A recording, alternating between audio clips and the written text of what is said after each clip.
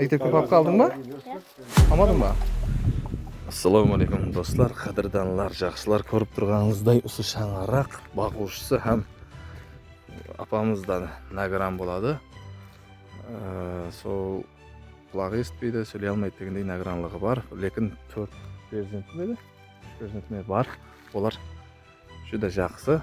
Сол имаратты салып атырған екен, өздерінің ағайын туысқанлары, айту жақын insanlar басқа да жерден беріп, осы жеріне келгенде айнасы салынған, есіктер салыну керек. Төбесіне шибір керек екен. Міне өздері астен қарамет істеп атырып екен. Үшін поллауға ат деп қойыпты, осындай дәрежеге міне достар. Осыны бір біткеруге, бір қауындерге етіп қылатығын, бізге жәрдем беретін инсанлар болса, есте әдейі бір жақсы іс болар еді балам деп атыпты апамыз. Сөйлестік. Не закон не қылып істеніп атыпты бәрі. Міне суал ол міне жігіт өзі сөйлей алмайды, міне өзінің қолынан келеді ұста, өзі істеп атыпты. Апамыз өзінің отырған жері міне қараң. Бұл жерде көпшілік, бұл 4-5-6 балам айда 2-3 еркек. Лекін бәрі награнлығы бар адамдарда. Фундамент жоқ дейір. Ішін көрістеміз жаңғы қараң.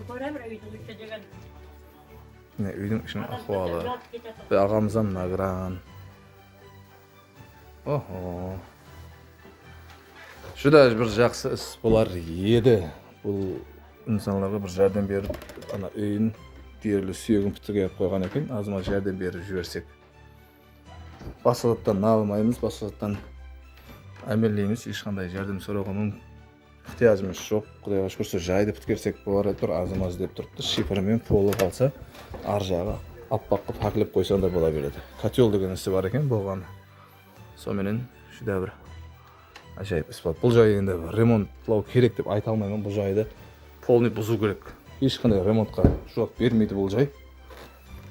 Отырған жайы, оны тек бұзып тастауға жарайды болғаны. Сондай достар, егерде кімде-кім жәрдем беремін дейтін болса, мархамат, телефон нөмірлерін жазып қалдырамын.